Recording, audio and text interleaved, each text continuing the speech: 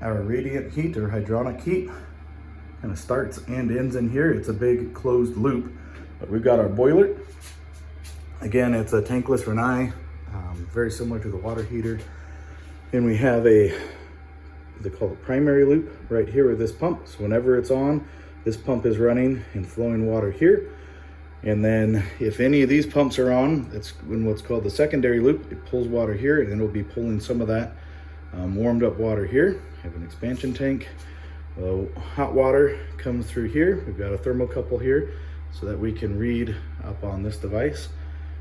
And then that goes and it feeds all 6 of these pumps, which are independently controlled via this controller that has 6 different thermostats all wired into it. So 2 on the south side and 4 on the north side. And so they pump the hot water up, and then the return cold water comes down and it goes behind all that, and it comes down in here at the bottom, and then it finishes off that loop, and we've got a thermocouple right there. So you can see right now we're 82 degrees out, 78 degrees in, and that's because it's not running, because we have no zones calling for heat. So it's been a little bit since it was heating, and that's the way that system works. Let me show you where those come down and how they're controlled in a little bit. First, you can see we also have to get rid of this condensate. So it comes down here.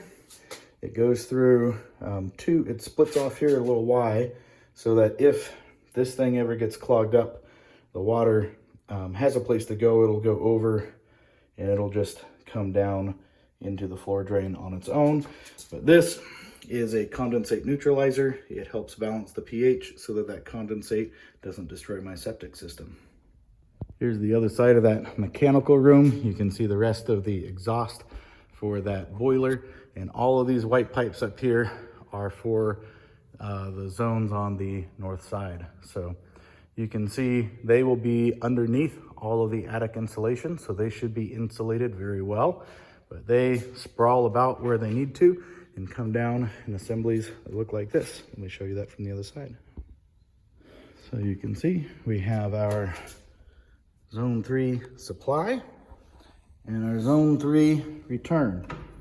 So the warm water comes in here, it goes through a loop, wiggles its way all under the floor, and then comes back up here and goes back. So hot comes in one, goes to the 4 loops, and the cooler water comes back and goes back to that mechanical room to get reheated. And once we actually have all of our insulation in the system, or in place, we will test the system with, I've got a little cheap thermal camera, and we can see all the temperature going in should be the same, but we might have different temperatures coming back, meaning that, you know, there's more heat loss in certain loops, or they might not have been the exact same lengths as each other.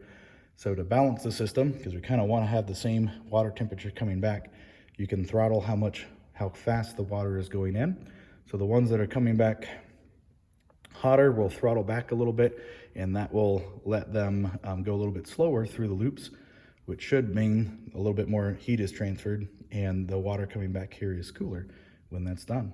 So we have 6 manifold setups like this, one for each zone.